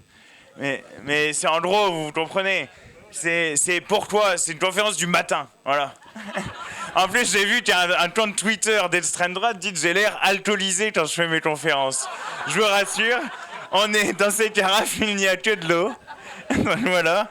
Bon, ben, ils vont peut-être inventer autre chose. Moi, je vais dire que peut-être c'est une hostilité très profonde à l'égard des Bretons et des préjugés qu'il y a contre les Bretons. Comment tu dis, camarade? Mais non, pas du tout. C'est vraiment de l'eau. Voilà, les bénévoles que je remercie d'ailleurs. J'en profite parce que parfois je l'oublie, mais bravo, bravo, bravo. Il y a 400 volontaires qui permettent que tout cela se tienne dans des conditions remarquables. Merci à vous. Et donc, si jamais la propriété privée était d'aucune façon que ce soit garante de la protection des milieux de vie, on n'en serait pas là. Voilà en réalité l'évidence scientifique qui se pose devant nous, scientifique et politique. Et dès lors, on se trouve effectivement face à une confrontation concrète de deux lignes politiques, de deux projets de société, de deux perspectives sur le monde. D'un côté, il y a celle du néolibéralisme et de ses différentes variantes, tantôt teintées de rose ou teintées de brun, dans une sorte de consensus néolibéral. Vous pensez peut-être que je suis excessif en disant ça, mais regardez comment le Premier ministre britannique a trouvé, donc qui est du parti travailliste, hein, qui est censé être un parti de centre-gauche, qui est censé être un parti, en tout cas, qui appartient au courant social-démocrate, comment cet homme trouve absolument remarquable d'aller voir Giorgia Meloni pour qu'elle lui partage ses idées sur l'immigration et la gestion, parce qu'il doit parler comme ça également, des flux migratoires. Eh ben nous, on ne pense pas comme ça. Nous, on pense que les êtres humains, ils sont en égale dignité. On pense que cette défense-là, elle ne doit jamais, jamais, jamais céder. Parce que si on cède là-dessus, si on cède sur la défense du droit des réfugiés, des personnes exilées, on cédera sur tout. Et on cédera surtout à l'extrême droite. Et c'est pour ça que je suis très fier d'appartenir au mouvement de la France insoumise qui permet, y compris aux millions de nos concitoyens qui pensent comme nous on pense aussi ici, alors qui pensent différemment, qui pensent de différentes manières, pas d'accord sur tout évidemment, mais qui permet de trouver un point d'appui, ou au moins, mais la base de la base, elle se retrouve. La base de l'humanisme républicain, la base de valeurs de solidarité concrètes. Moi, je vous le dis comme ça, comme une petite anecdote, mais mes parents, ils ont voté socialiste jusqu'en 2012. On coupera ça à la vidéo, parce que j'ai pas envie de dévoiler leur vote, si jamais, mais... En 2012, ils votent Mélenchon. Et là, ils se disent, mais tout ce qu'on se prend dans les médias. Ils me disaient, mais c'est pas possible. Nous, on est juste pour, je sais pas, qu'il y ait un peu plus de partage des richesses. On n'a pas vraiment changé d'idée, en gros. Entre ce qu'ils votaient en 80 et puis maintenant. Et ils allument France Inter, qui continuent à écouter, parce qu'ils ont écouté ça, voilà, c'est l'habitude aussi, quoi. Ils allument et ils se font insulter. Pour le simple fait d'être resté fidèle d'une certaine manière à des convictions simples de gauche. Ben, au moins, il y a un point d'appui. Au moins, il y a un point d'appui. Au moins, il y a une force pour tout ça dans le pays. Et donc, deux visions, je disais. D'un côté, le néolibéralisme et cette phrase de Margaret Thatcher que j'avais oubliée, qui m'est revenue en tête cette année, qui est quand même une phrase incroyable. Margaret Thatcher qui dit « La société n'existe pas ». C'est tout le programme politique que nous subissons en ce moment-là est contenu dans cette phrase. Il n'y a pas de société. S'il n'y a pas de société, il n'y a que des individus qui sont en compétition permanente entre eux, ce qui plonge en réalité le monde social dans un état de détresse profonde. Parce que nous sommes des êtres sociaux, parce qu'au contraire, il faut organiser sur le plan institutionnel et économique, eh bien, la façon dont l'entraide dans les rapports d'entraide, dans les rapports entre les personnes peuvent être régulés autrement. Et ça, c'est une idée absolument essentielle, que le rapport de propriété n'est pas un rapport de propriété à une chose. Que la propriété, c'est toujours des rapports entre personnes. Que la propriété est un rapport social. Ça, c'est absolument, central. Et c'est ce second plan, cette seconde perspective qui nourrit la perspective politique qui est la nôtre et qui fonde notamment un certain nombre de mesures liées à la 6ème République dans notre programme. Là, le fait que dans la Constitution de la 6ème République, nous souhaitons qu'il y ait un principe qui puisse guider les politiques publiques relativement aux questions écologiques, qui est la règle verte. La règle verte prévoyant que nous ne prélevions pas dans le temps davantage au milieu de vie qui soit capable de reconstituer, Bon, ce principe est extrêmement important. Nous souhaitons redéfinir le droit de propriété. Et là, je pense qu'on est au cœur du sujet d'aujourd'hui. le redéfinir dans la Constitution comme droit d'usage. Ce qui, à ce moment-là, empêcherait probablement, mais encore que, justement, il faut, d'une certaine façon, je trouve que cette conférence est extrêmement complémentaire parce qu'il faut à la fois poser la question de la redéfinition de la propriété telle que Pierre l'a posée, mais en même temps, il faut poser la question de qui va juger à partir de cette redéfinition de la propriété, comme Laureline l'a indiqué. Sinon, en fait, on fait un mouvement qui va être inopérant par la suite. Donc ça, c'est le deux grands moyens de faire la chose. Et puis, il y a autre chose, je ne sais pas si vous l'aviez noté dans notre dernier programme présidentiel, mais je termine avec ça. Dans le dernier programme présidentiel, il y a le fait qu'une fois élus, nous convoquerons un référendum pour collectiviser et justement donc démarchandiser une partie du monde social. Donc il y aura une liste. Oui, est-ce que vous souhaitez que telle chose soit collectivisée? Et donc on cochera quoi. L'air, la santé, etc. Et ensuite on en tirera toutes les conclusions. Mais au moins, cette chose-là, d'une certaine manière, cette poussée démocratique et sociale sera nourrie et fondée démocratiquement par ce référendum. Donc voilà. Voilà la perspective générale qui se dégage. Il ne faut donc pas oublier que nos institutions ne sont pas, et jamais ne le seront en réalité, je partage complètement le point de Laureline là-dessus, elles ne seront jamais neutres, que l'institution sociale de la propriété est sans doute au cœur de ce que nous devons faire, de ce que nous devons réformer, et que pour cela, la 6ème République, la Constituante, comme moment, encore une fois, démocratique, de réflexion dans le pays et d'institution d'un nouvel ordre économique et politique est absolument nécessaire. Ce qui me permet de conclure, comme je l'aime souvent, sur les paroles du président Salvador Allende dont j'ai parlé, qui disait dans son dernier discours, que je vous recommande, qui est particulièrement touchant d'ailleurs, qui disait « L'histoire est nôtre, ce sont les peuples qui la font ». On continue d'allumer cette flamme-là au devant de nous.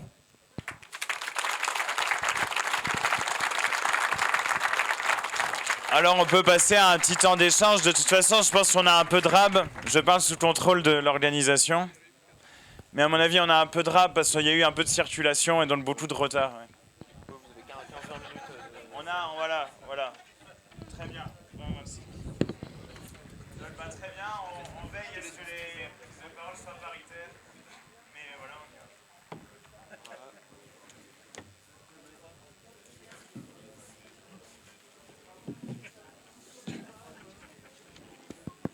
Ok. Alors, ouais. On n'entend pas là. Okay. Alors, du coup, déjà, merci pour cette conférence. Et ensuite, j'avais une question pour revenir sur la question du Conseil constitutionnel. Sur quelles pistes on peut envisager pour, pas le brûler non plus, mais au moins le réformer en profondeur.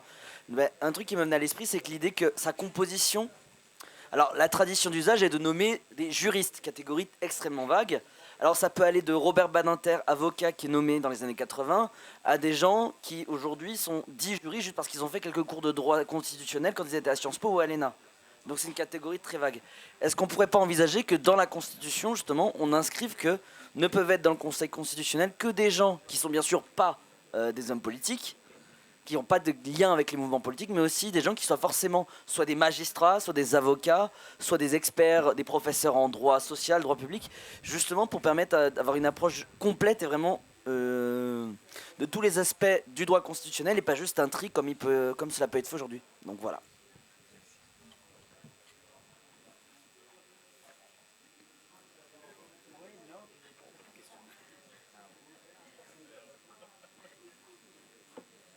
Bonjour, merci pour cette conférence. Je voulais savoir, parce que là, dans la question commune, il me semble que nous avons un problème au niveau des cultures, des terres destinées à la culture. Parce qu'il y a des immenses propriétés qui se sont accaparées un certain nombre de gens. Et donc, pour casser cette mise de côté de la propriété, il faudrait peut-être organiser une réforme agraire pour partager justement toutes ces terres qui sont faites par la FNSEA notamment, qui nous rendent complètement dépendants à ce niveau-là, et donc organiser peut-être soit des coopératives, soit des associations qui peuvent mettre en commun la terre. Voilà.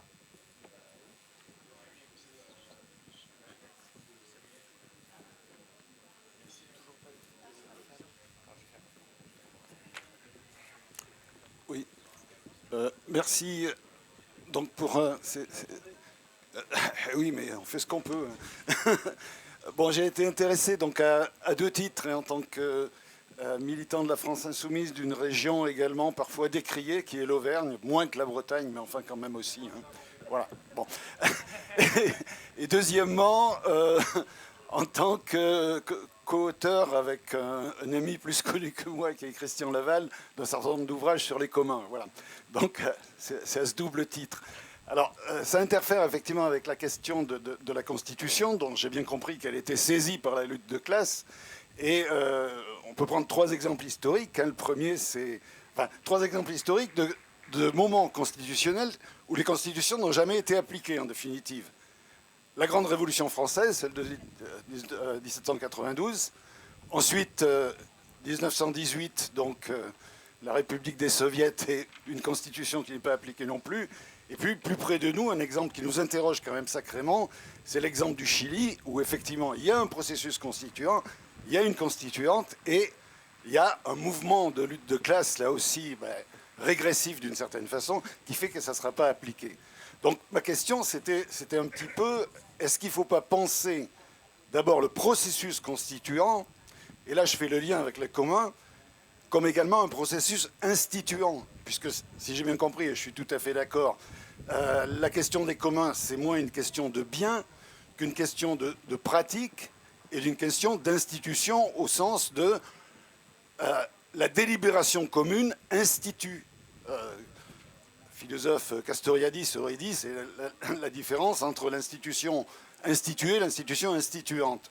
Donc je crois que c'est dans ce mouvement qu'il me semble important de penser et d'avancer. Et là, petite question quand même sur le rapport à l'État. De ce point de vue-là, on perçoit bien tout ce que le capital fait de capture du commun. Par contre, il y a également un mouvement de capture du commun par l'État. Et de ce point de vue-là, un grand ancêtre barbu disait, je crois, il faut briser l'État. Alors, ce n'est pas exactement la perspective que l'on a, mais est-ce que ça ne mérite pas d'être réfléchi et prolongé? Merci.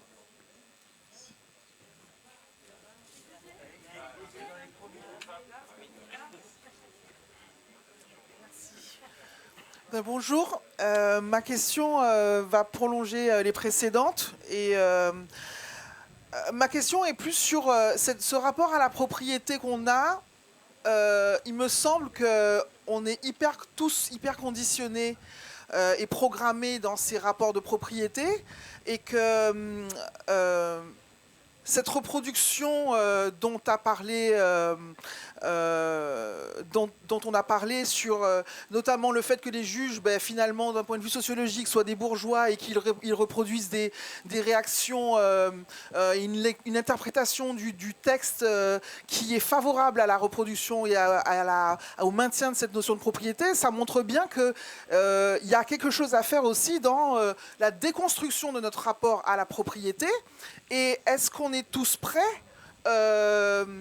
est-ce que nous, individuellement, même insoumis, on remet déjà en question notre rapport à la propriété et est-ce qu'on est prêt pour mettre les choses en commun?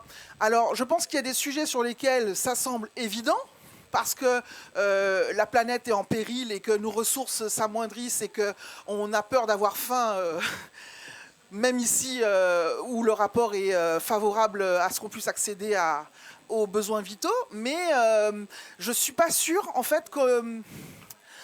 au-delà de toute la réflexion théorique et de l'action politique qui est nécessaire, j'ai pas l'impression qu'on soit dans une réflexion vraiment profonde de remise en question de ce rapport à la propriété dans nos actes quotidiens qui sont tous politiques, de où on habite, de ce qu'on mange, de quel travail on fait, est-ce qu'on accepte d'être salarié, est-ce qu'on accepte...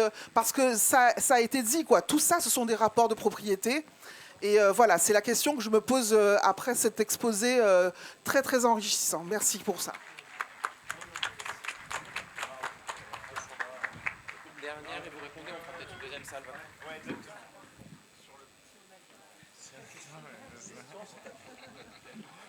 Oui, j'ai bien entendu le débat sur la question de la Constitution. Je crois qu'on est tous d'accord ici pour dire que la Ve République est issue d'un coup d'État, certes un coup d'État à froid, et qu'un ancien président de la République, alors plus clairvoyant qu'il n'a été après, avait écrit une brochure qui s'appelait « Le coup d'État permanent ».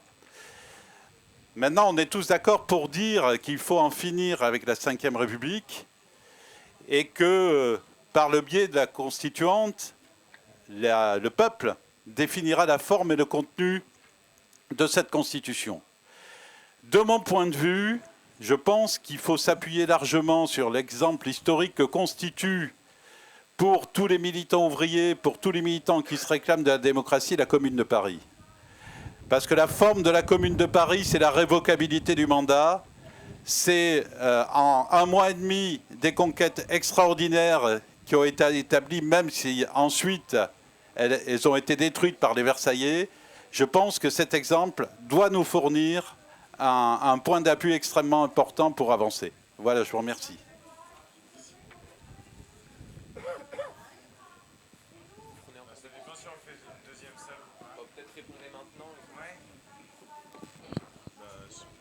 Pauline, si tu veux, prenez les questions que vous voulez. Ah, je commence. Ok. Alors, je vais commencer par la question la plus simple. Sur la réforme du Conseil constitutionnel et notamment sur la question de la composition qui est une partie, je le précise quand même seulement, des réformes à faire, parce qu'il y a beaucoup de choses sur le fonctionnement du Conseil constitutionnel, beaucoup de choses, plus qu'on ne pense.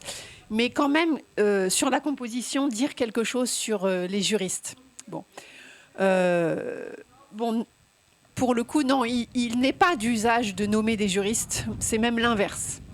L'usage en France, je dis bien en France, est justement de ne pas nommer des juristes, et d'ailleurs, il s'en amuse. Hein. Richard Ferrand dit « Il ne vous aura pas échappé que je ne suis pas juriste » lors de son audition. Alain Juppé se rigolait de ses cours de droit constitutionnel qu'il avait suivis plus de 30 ans auparavant à Sciences Po. Bon. Donc ça les amuse. Mais attention, ça c'est le cas français. Partout ailleurs, il y a des juristes. Et partout ailleurs, la jurisprudence est la même. Celle qui garantit, pour le résumer, hein, c'est vraiment une manière schématique de le dire, celle qui garantit donc l'ordre propriétaire dont on parlait. Bon. J'ai terminé tout à l'heure en disant que les techniques de raisonnement, les principes d'application du droit mis en œuvre par les juristes favorisaient toujours donc cet ordre juridique propriétaire. Je ne suis pas certaine, si vous voulez, quelle que soit la classe sociale dont vous venez, justement, quand vous devenez juriste, vous adoptez les rites, vous adoptez les codes, vous adoptez une manière de penser, si bien que, voilà, pour vous, le droit, ça fonctionne comme ça. Et si vous fonctionnez autrement, vous ne faites plus du droit. Et donc, presque malgré vous, vous allez conforter toujours cet ordre-là. Donc il y a pas mal de travaux dans le monde qui ont été faits aussi sur la sociologie des juges, et ça c'est très important, qui ont essayé de voir si, par exemple, est-ce que les femmes jugeaient différemment des hommes? Est-ce que les personnes issues d'ethnies qui sont considérées comme défavorisées, est-ce qu'ils jugent différemment, etc. Et en fait, il y a un endroit où tout le monde se retrouve, c'est justement sur la formation.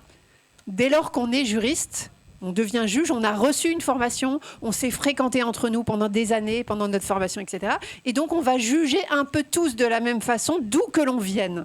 Et ça, c'est très intéressant. Très, très intéressant. Donc, il y a, à mon avis, un aspect important sur la formation des juristes, mais pour donner une tonalité un petit peu plus légère, souvent je dis, je connais trop bien les juristes pour leur faire confiance, pour rendre la justice. Là, moi, je ne leur fais pas confiance pour rendre la justice. Donc je crois que s'il y avait une composition à imaginer, il n'est pas question d'exclure forcément les juristes, hein, c'est évidemment que non. Mais il est question en revanche d'exclure très fermement, vous l'avez dit, les personnalités politiques qui ont une carrière politique, qui ont un lien avec l'activité politique. Ça, je pense que c'est important.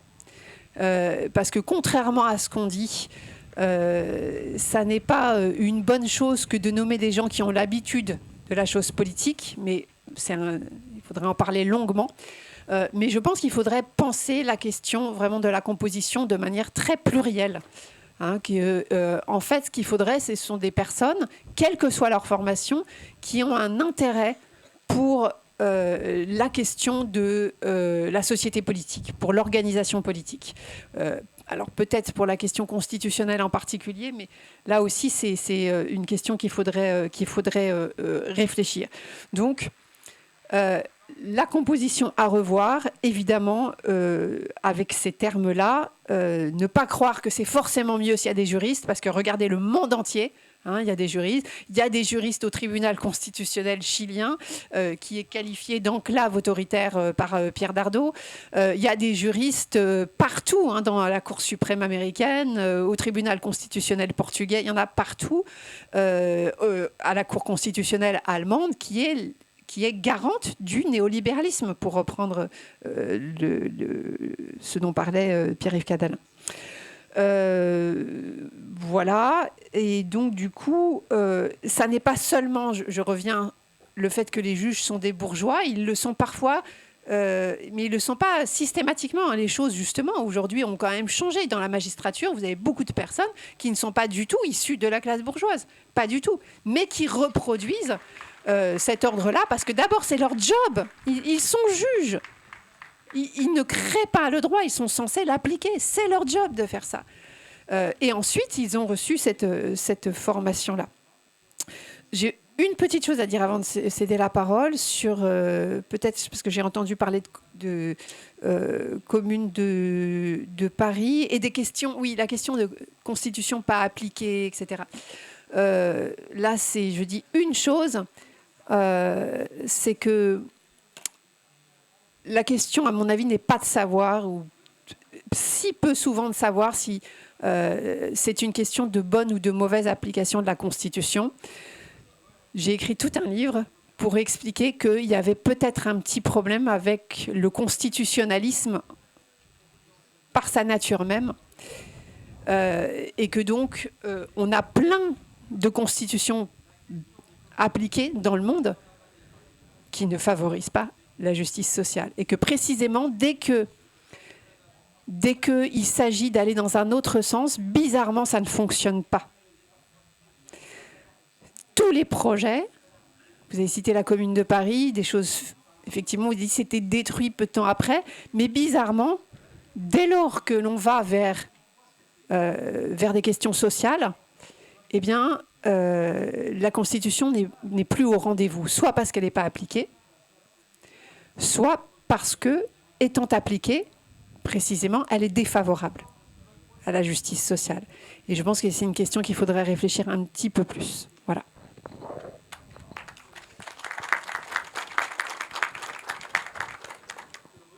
Alors moi, je voudrais revenir sur deux points. Un premier point porté sur la question de la propriété foncière, en fait, hein, et des mécanismes spéculatifs qui portent sur elle. Alors, une des questions est de savoir comment soustraire la propriété foncière a ces mécanismes spéculatifs qui favorisent la grande propriété et donc aussi l'agrobusiness avec les effets que l'on connaît trop bien. Dans cette perspective, enfin, il y a énormément de manières de voir les choses. Et effectivement, il y a cette question de la réforme agraire qui est une vieille question qui nous vient de la Rome antique et qui a été très débattue au moment de la Révolution française. Finalement, le parti pris n'a pas été en faveur de la réforme agraire, mais d'autres modalités de distribution et de redistribution.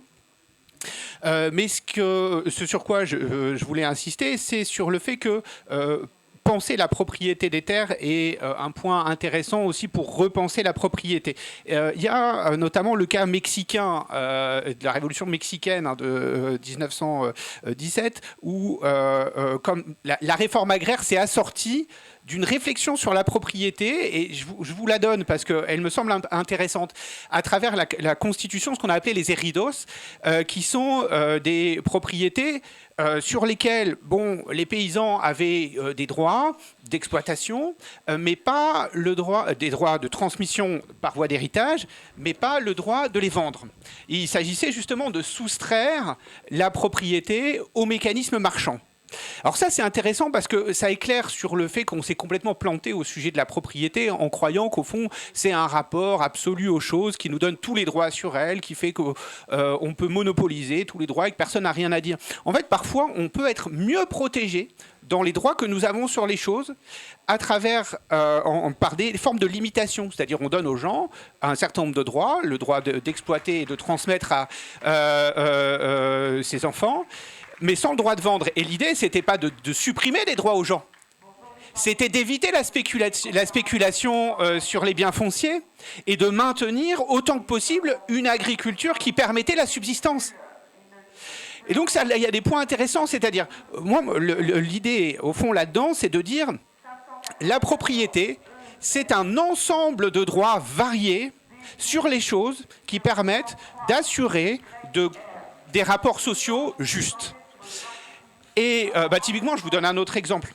On pourrait dire que nous sommes propriétaires de notre corps et de nos organes.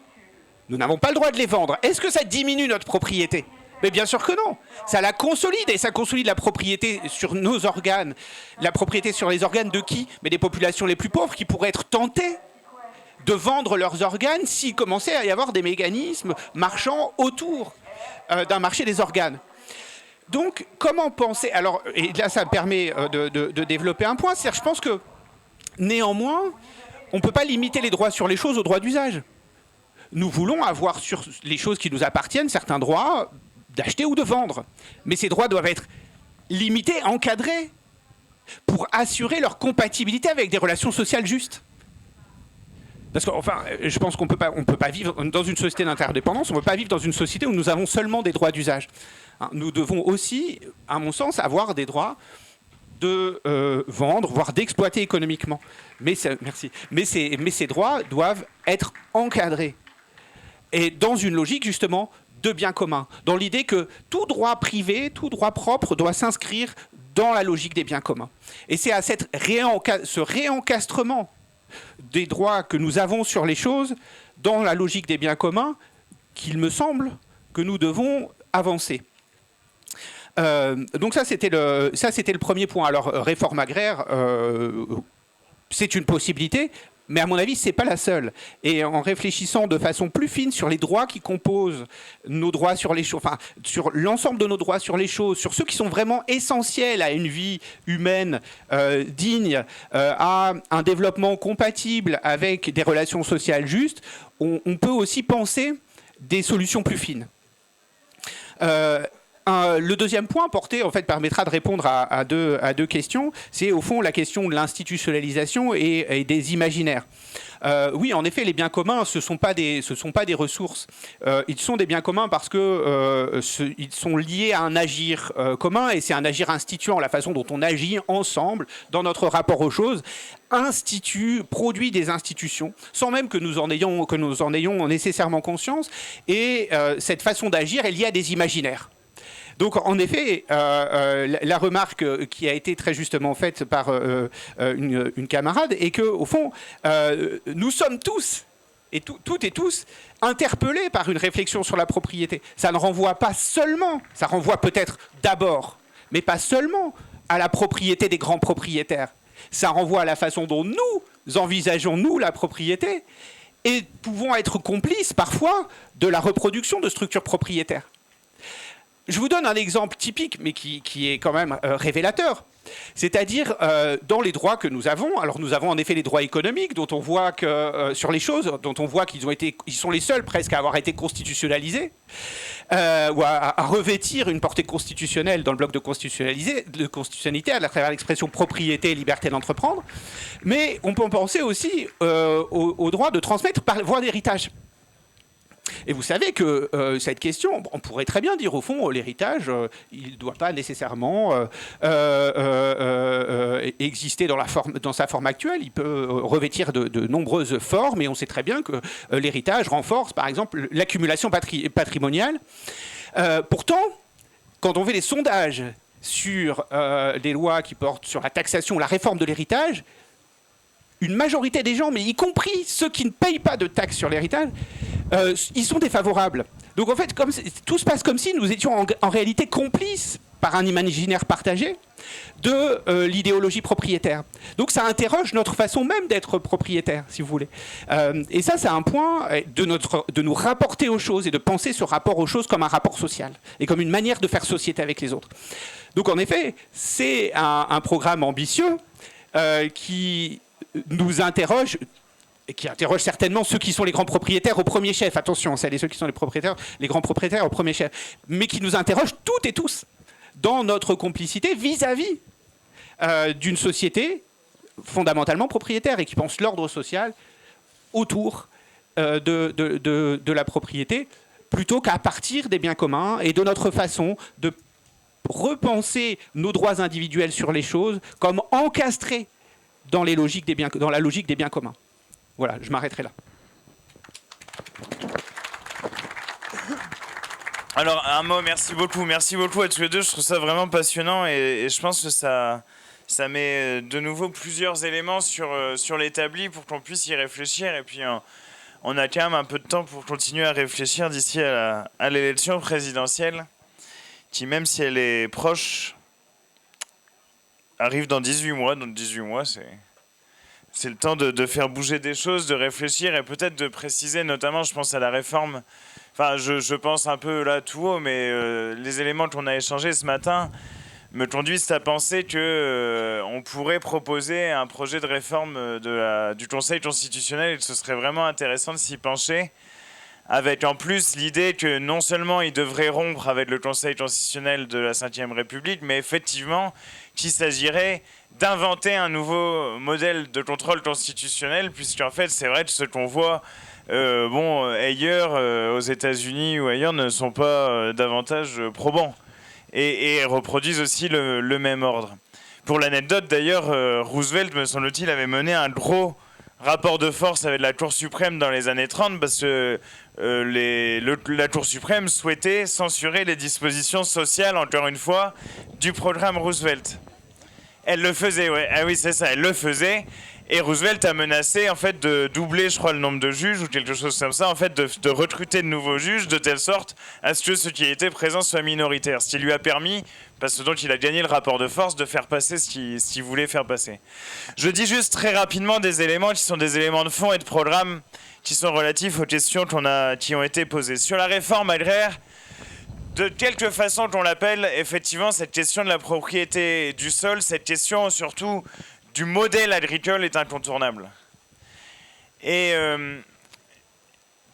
une idée avait fleuri dans notre mouvement il y a quelques années, en Bretagne d'ailleurs, mais a été récupérée dans le programme général de la France Insoumise, c'est celle de l'annulation de la dette paysanne en contrepartie de la transformation de l'exploitation vers un modèle d'agriculture paysanne, écologique et y compris vers des formes de partage de terres.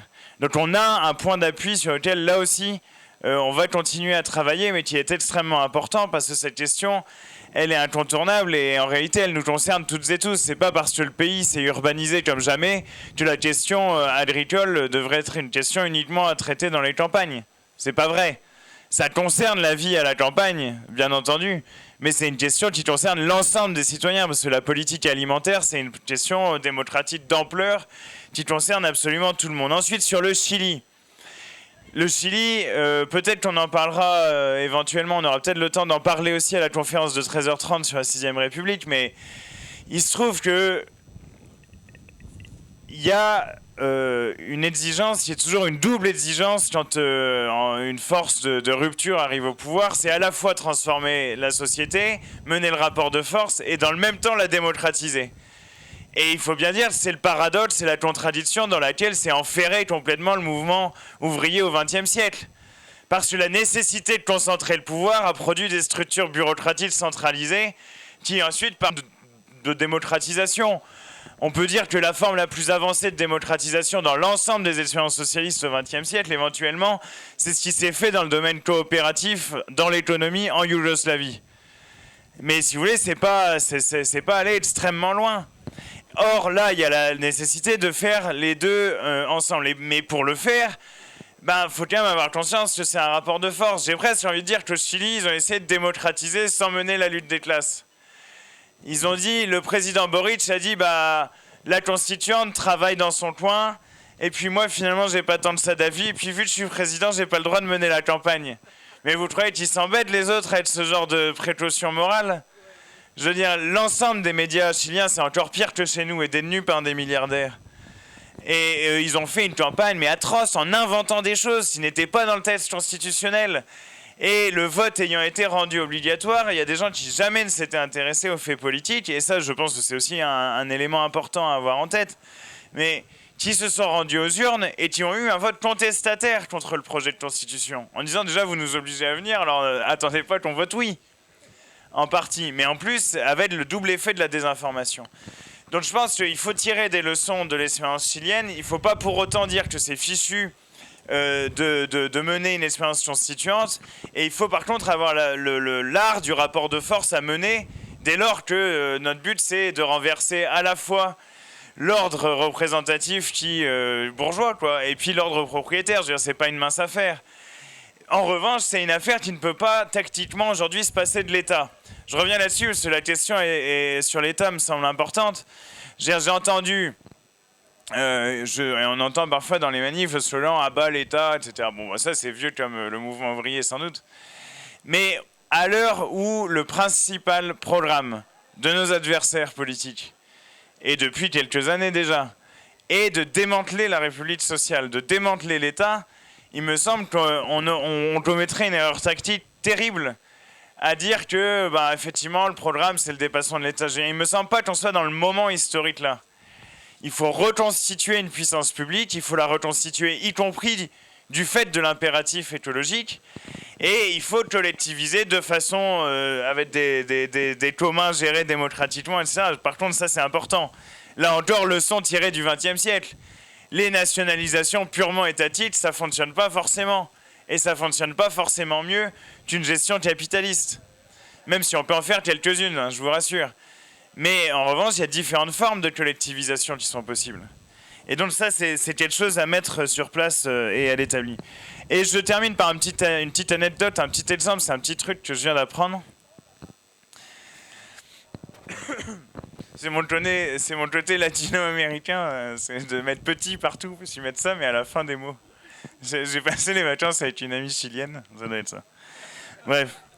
Et alors, oui, un exemple, c'est la carte grise. Sur la propriété, ça me semble être un élément intéressant. Parce que le jour, je me disais, tiens, ce serait pas mal d'acheter une voiture et de la partager avec un couple d'amis. Parce que, comme ça, déjà, on la partage, c'est moins... c'est plus raccord sur le plan écologique, et puis c'est plus économique aussi, quoi. Et je me dis, du coup, on va inscrire nos deux noms sur la carte grise. Mais non, pas possible. Ah oui, vous voyez, moi, je suis un perdreau de l'année. Non, c'est pas possible d'inscrire deux noms sur une carte grise. Et vous voyez, ça peut sembler un point de détail, mais parfois, en fait, on arrive à interroger la structure générale de l'ordre propriétaire à partir d'un point de détail. C'est-à-dire qu'on parle de partager ses voitures, de l'autopartage, et pour autant, on ne peut pas aujourd'hui, tel qu'est écrite la loi, inscrire 2, 3, 4 noms sur une carte grise. Eh ben c'est pas normal. Et ayant appris ça juste hier après-midi, je me suis dit, on pourrait faire une proposition de loi pour qu'on inscrive plusieurs noms sur la cartellerie. Ça vous semble être une bonne idée ou pas? Eh bien on va faire ça, voilà. Bon, je vous laisse aller déjeuner. Merci beaucoup infiniment et je pense qu'on peut les applaudir, Laureline Fontaine et Pierre Crétois. Ça permet de